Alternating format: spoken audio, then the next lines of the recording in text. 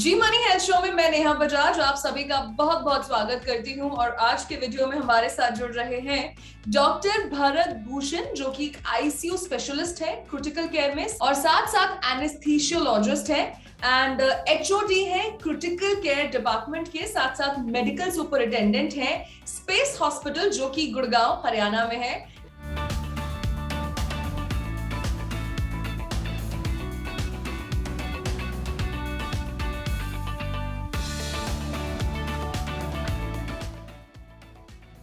Doctor Bharat Bhushan, आपका बहुत बहुत स्वागत है जी मनी हेल्थ शो में। Thank you so much. And doctor, क्योंकि आप आईसीयू स्पेशलिस्ट हैं तो आज हम आपसे क्रिटिकल केयर के बारे में ही कुछ सवाल पूछने वाले हैं। अगेन, जब इमरजेंसी आती है तो सबसे पहले उनका ट्रीटमेंट ही बहुत ज्यादा महत्वपूर्ण होता है। तो सबसे पहले आप हमें ये बताइए कि किस तरीके के ट्रॉमा के बाद आईसीयू में एडमिट किया जाता है। देखिए, ट्रॉमा के जो मरीज आते हैं वो यूजुअली मल्टीपल ट्रॉमा के पेशेंट आते हैं, और जिन मरीजों में हेड इंजरी जैसे संबंधित बीमारियां रहती है, जिन पे सिर पे चोट, गहरी चोट लगी है, बेहोशी की हालत में आए हैं, ऐसे मरीजों को हमें आईसीयू में भर्ती करने की आवश्यकता पड़ती है। ओके एंड सर, उसमें आईसीयू का क्या कंट्रीब्यूशन है? अगर किसी को ट्रॉमा है, why ICU and why not any other treatment? ICU is required because all these patients are critical. They require proper BP monitoring, heart rate monitoring, and urine monitoring also. So all these things can be done and managed only in ICU. That's why ICU support is required for these kind of trauma patients. Okay, तो sir for example अगर कोई घायल है सड़क दुर्घटना में, या फिर कोई इलेक्ट्रिक शॉक का पेशेंट है, या कुछ भी ऐसी चीजें आती हैं, तो क्या इनमें भी आईसीयू की जरूरत पड़ती है या ये डॉक्टर डिसाइड करते हैं? कुछ चीजें जो होती हैं वो पेशेंट की हालात के ऊपर, कंडीशन के ऊपर डिसाइड करना होता है। क्या उस समय उस मरीज का बीपी ठीक है, क्या उसकी बेहोशी की हालत ठीक है।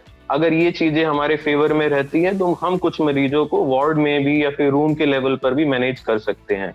लेकिन अगर हमें लगता है कि मरीज का बीपी डाउन है या कुछ और इश्यूज हैं, then it is better to manage the patient in ICU.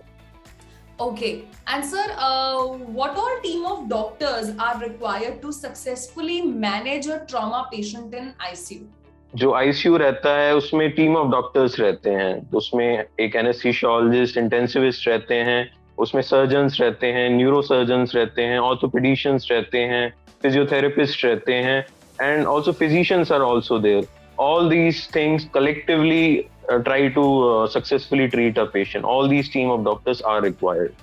Okay, and sir, एक trauma patient को किस तरीके की monitoring की जरूरत होती है in the ICU?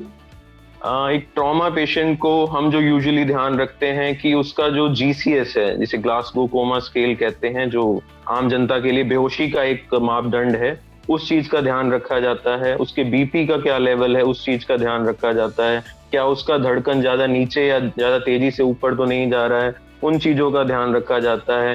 क्या मरीज में किसी प्रकार की नई ब्लीडिंग तो नहीं हुई है। ये सब कुछ मापदंड है जिनका हमें ध्यान रखना होता है आईसीयू।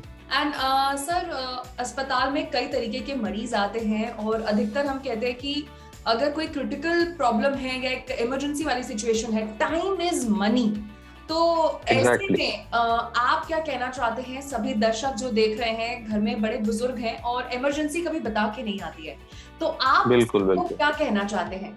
देखिए, अगर कभी भी इमरजेंसी सिचुएशन आपके लिए होती है तो सबसे इम्पोर्टेंट पार्ट है कि आप अपने लेवल पे इलाज करने की कोशिश ना करें। आप तुरंत से तुरंत जो आसपास जो आपके नजदीकी अस्पताल है वहां पहुंचे, डॉक्टर की एक प्रॉपर सलाह लें, क्योंकि वही एक लोग हैं जो एक इमरजेंसी को हैंडल करना अच्छे से जानते हैं। And time is definitely money, specially in a neuro trauma case. अगर किसी के सिर पे चोट लगी है तो उसके बाद इतना समय नहीं रहता, क्योंकि ब्लीडिंग जो होती है, खून का जो रिसाव होता है, वो बहुत तेजी से निकलता है। तो it is better to get admitted to a hospital nearby. खुद से इलाज ना करें। अच्छा सर, एक और आखिरी चीज में, एक बड़ा ही लेमैन सवाल है। जब जब हम आईसीयू का नाम सुनते हैं तो मन में एक खौफ आ जाता है कि शायद इसके बाद अब तो ICU is the last stage, यानी कि अब रिकवरी के चांसेस कम है, या कहीं ना कहीं घर वालों का भी दिल बैठ जाता है, पेशेंट की भी हिम्मत टूट जाती है। तो क्या ऐसा है कि ICU is actually a last stage of admission, recovery chances are nil after that?